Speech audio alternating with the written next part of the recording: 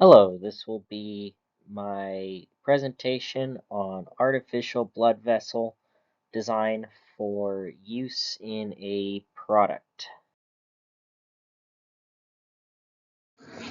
Some history of blood vessels starts in 1900 with Pear's magnesium tubes.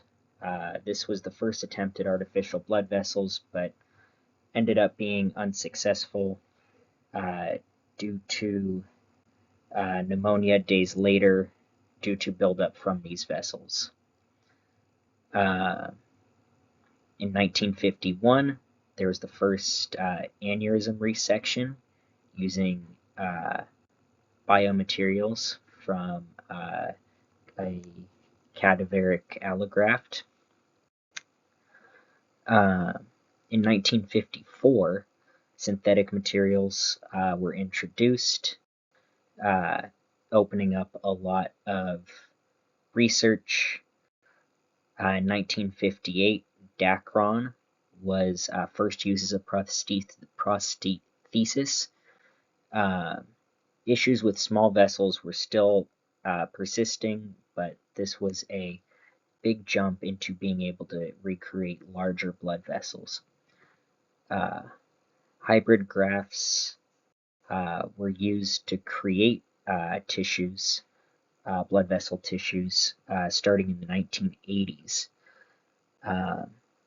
These grafts are considered hybrid because they did also use synthetic materials, but were also grew true tissue as well. In 1990, we have the first endovascular aneurysm repair. In 1999, autologous engineered arteries are successfully implemented into pigs, which gives us hope for humans.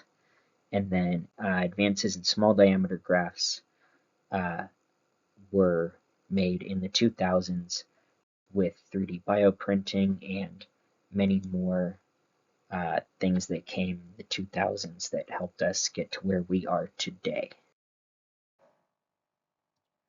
So the first thing we need to consider when creating an artificial blood vessel is biocompatibility.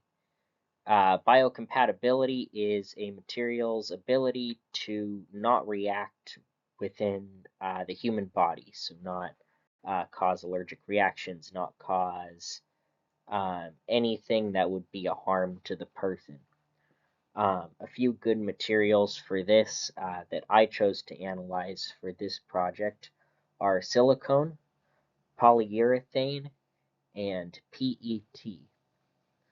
So the reason I chose those are because they have already been used in artificial blood vessels in the past, and because they, for the most part, had very good biocompatibility.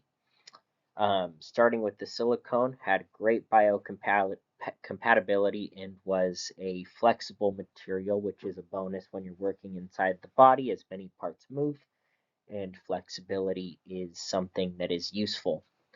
The drawback on the silicone was that it could cause some inflammation.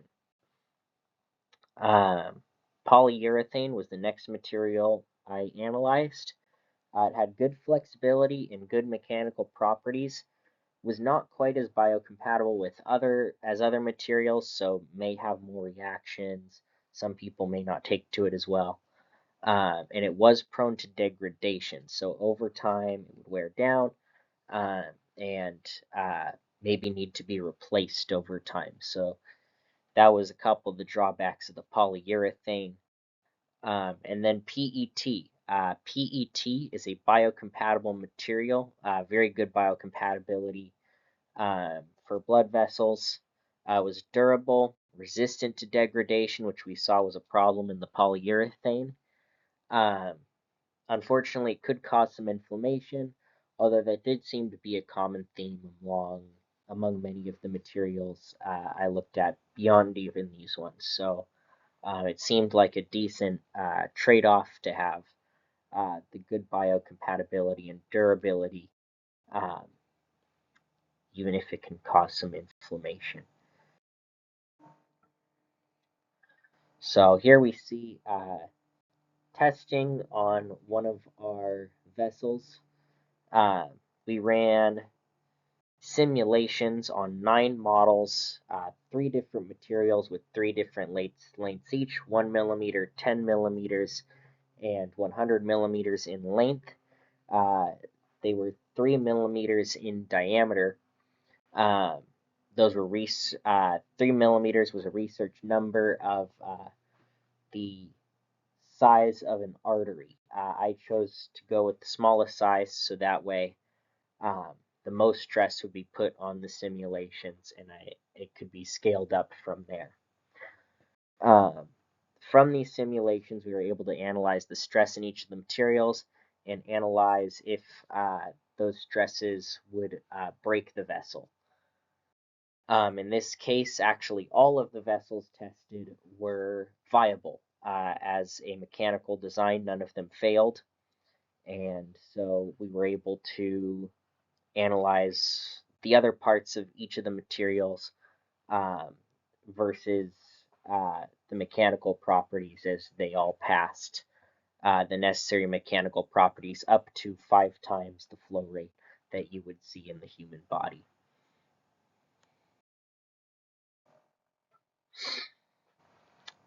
The cost of our materials is a major factor in creating these artificial blood vessels, because if it's too costly to make, companies won't purchase it for use in hospitals or wherever they may be used. So we started with silicone. Silicone, while it has great biocompatibility, was very expensive at $25 a pound roughly.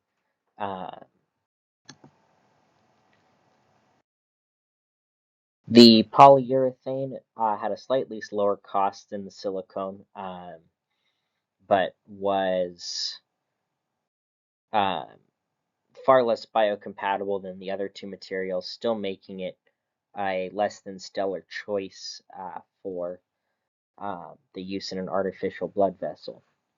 The PET had very nearly the same biocompatibility as the silicone at a mere 45 cents per pound, which made it the obvious choice for developing a product at a low cost and high biocompatibility.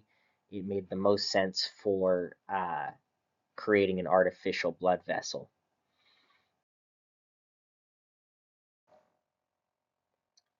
So as stated, the solution to the problem of creating an artificial blood vessel out of the 3 materials we analyzed here would be to make the artificial blood vessel out of PET, as it is the most biocompatible and the least cost.